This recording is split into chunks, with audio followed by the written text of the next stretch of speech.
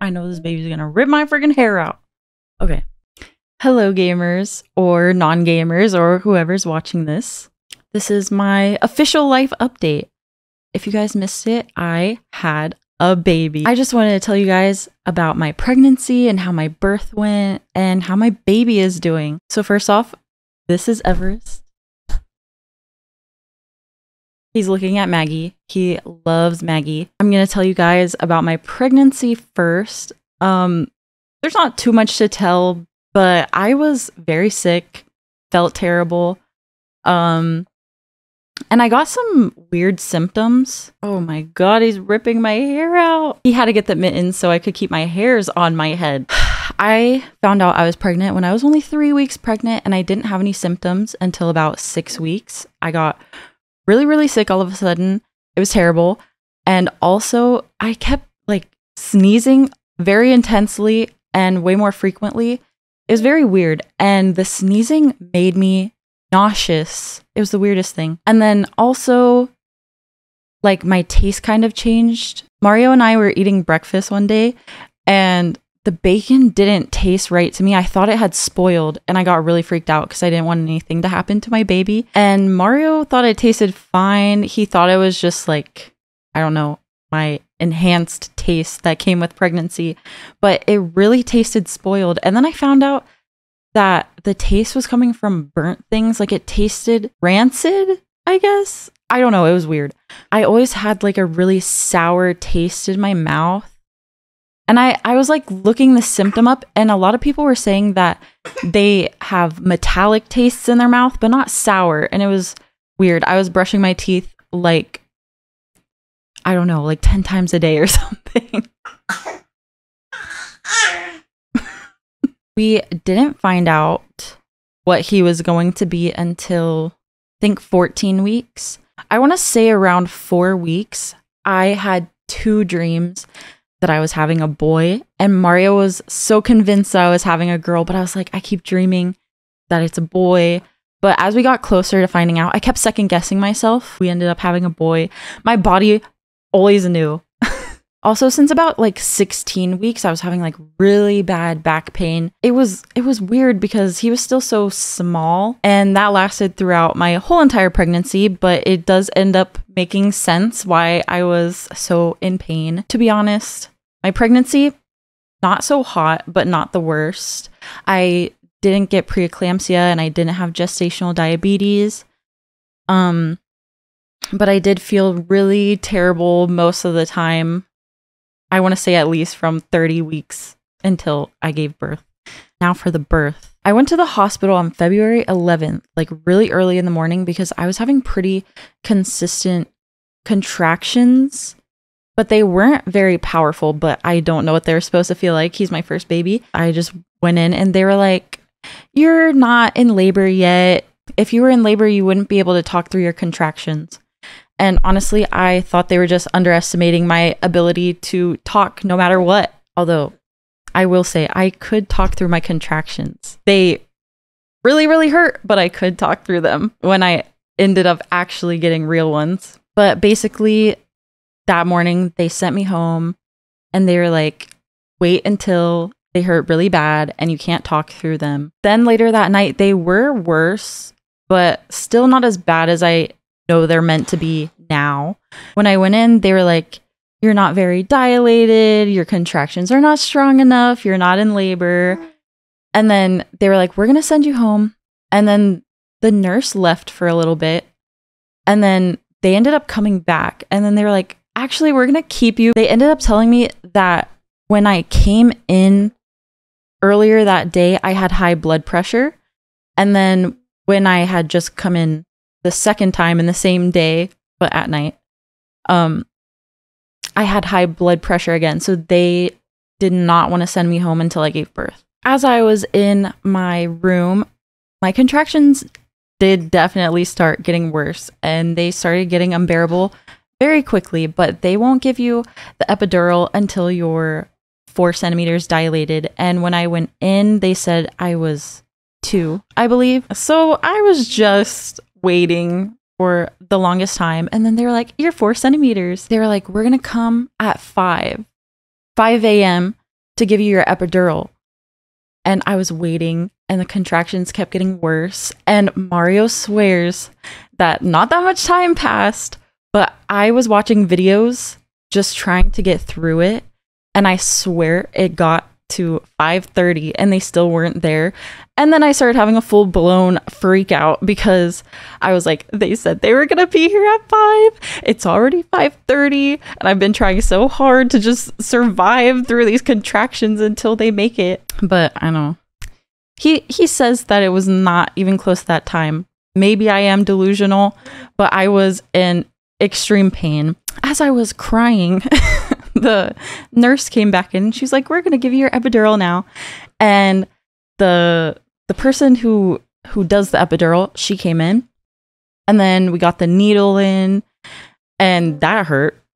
Didn't love that, but also I didn't want to feel birth. So it's either that or feel birth. And then she gave me like, I don't know how much the dosage was. I want to say she gave me a half dose of the epidural because they want to see how your body reacts to it before they give you the full dosage.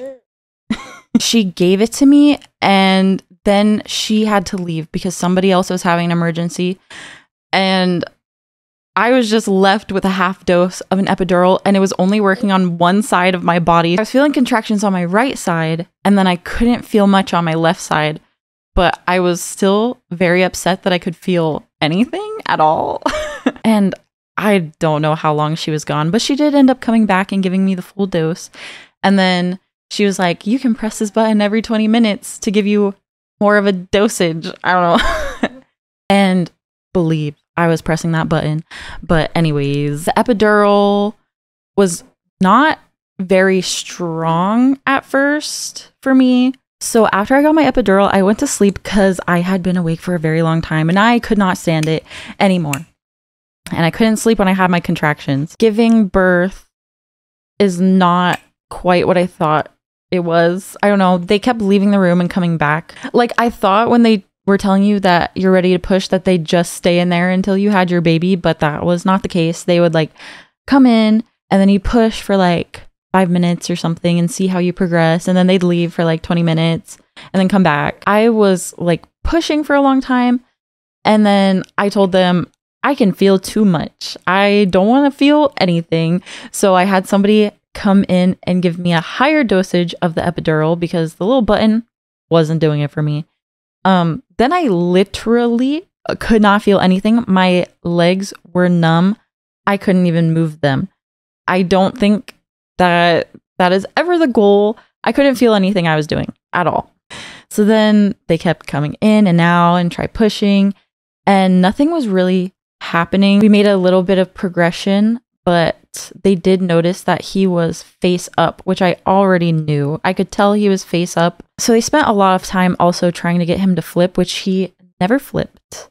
So that was really fun, trying to deliver a baby that was face up. At a certain point, I had been pushing for 3 hours and again, nothing was really happening. They told me that they were going to have to like suction him out or like plunge him out. I don't know, something like the little plunger that they stick to their head and just like kind of pull them out. And I was like, you are not plunging my baby out. So I don't know. They gave me Pitocin at some point. I don't know if it was before that or after. I think it was after because they were trying to make my contractions stronger, but I was not going to have this baby vacuumed out. No. So I started pushing with all my might. I could not even feel what I was doing. I had no idea what I was doing because that epidural was hitting so hard. But I was trying so hard to not have that happen because even though it's a low risk, bad things can happen. So I just didn't want to do that. I didn't really want to have a C-section. They never said having a C-section was an option for me, but I didn't want to have one anyways. So I'm glad that we eventually got through that. Yes. I did eventually push this baby out. And also, like the whole time I was waiting to be able to push and stuff, I kept telling the nurses, like, I can't wait to eat after this. I want Subway. I've been waiting to eat Subway because you're not really supposed to eat deli meat while you're pregnant. So I was really excited to eat. One of the nurses said, "What inspired you to like try so hard to push him out? Was it the Subway? Because you kept saying you were really hungry." And I was like, "No, they told me they were going to vacuum him out." I was not letting that happen. They got him out. He's beautiful. They weigh him. This boy was 10 pounds, 3 ounces. I did not have gestational diabetes. I don't know why he was so gigantic, but he wasn't really like a fat baby either. He was 22 and a half inches as well. He was just big, just a big boy. I don't know. It was crazy. Also, this might be TMI for you guys. Sorry, but I had no tears when pushing out a 10-pound baby. I'm still amazed. I don't know if it was luck or something I did, or maybe that I couldn't feel anything at all. I'm not sure. But I'm very glad that I didn't tear because he was so gigantic. And then when we were in the hospital, I was like trying to feed him and stuff, and newborns are really sleepy, so it's hard to get them to eat. So they do advise you to basically syringe feed them sometimes. And it was just really, really hard to get him to eat. One of the nurses came in and she noticed he was like breathing weird. So they took him to monitor him, and I don't know, they thought he had an infection or something. So then he had to go to the NICU. They found out he had low blood sugar, and they still thought he had an infection. And it took like a day or two to find out what was wrong with him. And he just had fluid in his lungs from it not being all squeezed out when I gave birth to him. So he was fine, but it was kind of scary, like having him go to the NICU. Luckily, he wasn't in there for too long. He was born on February 12th and he left on February 15th, I believe. So it wasn't a long stay. It was like a pretty average length stay. So that's how my birth went. And then my recovery was crazy. 2 weeks after I had him, I felt really terrible. I was like dizzy, hot, but also cold at the same time. Nauseous, like I was having issues. So I went to the hospital because you're not supposed to feel that way ever, pretty much all at the same time. That it's a red flag. And I went to the hospital and I was like, I had a baby 2 weeks ago and I feel terrible. And I told them my symptoms and stuff, and they just treated me like I was a normal patient, even though I mentioned that I had recently given birth. So I was there for like a really long time. Also, I'm pretty sure I had mastitis. I 1000% had a clogged duct. And I'm almost 1000% sure I had mastitis, which is a clogged duct that gets infected. They like tried giving me Tylenol and they gave me fluids through an IV. And then nothing was helping. So I got put in a different room by myself. And then these people came in, they were like, they never told us that you recently gave birth. They should have done that. So then they like started, I don't know, examining me. And I was like, I'm pretty sure I have mastitis.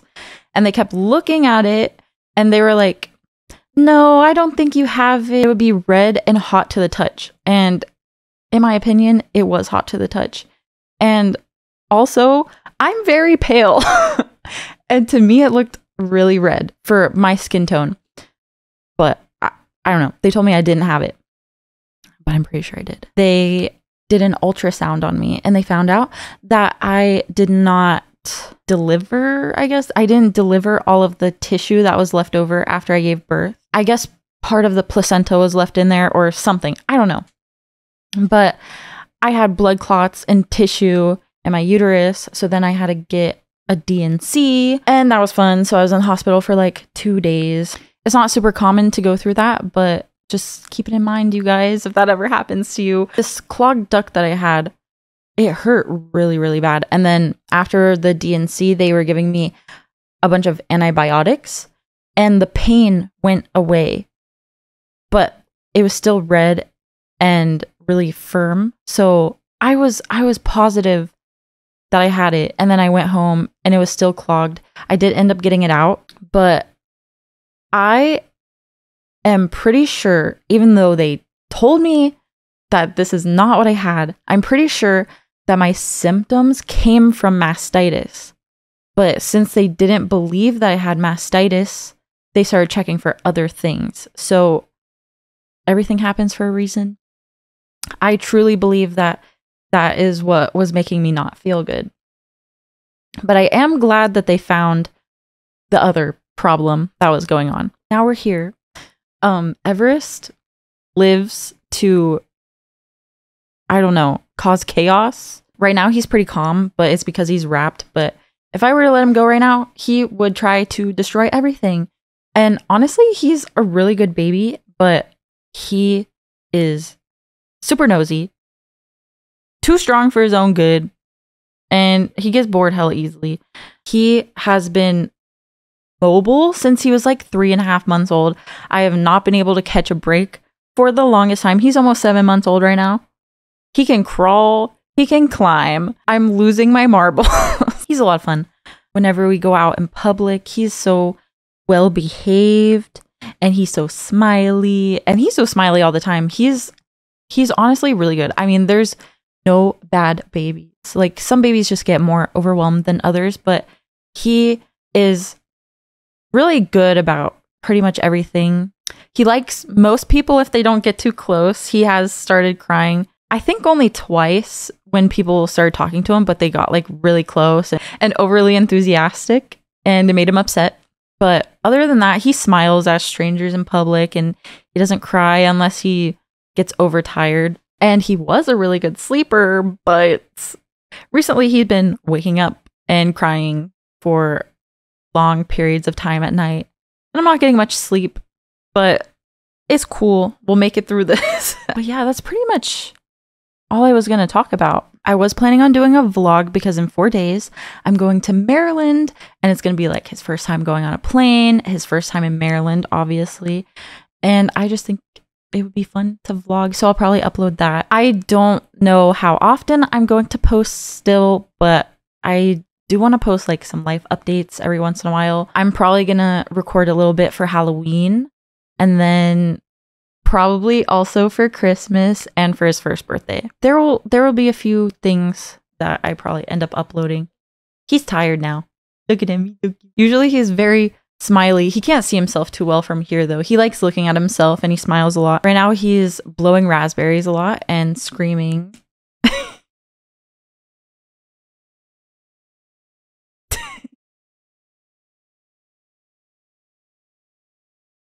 Apparently I've been recording for too long because this camera's about to die, so I have to go. Thank you guys so much for watching, and I'll see you soon, probably.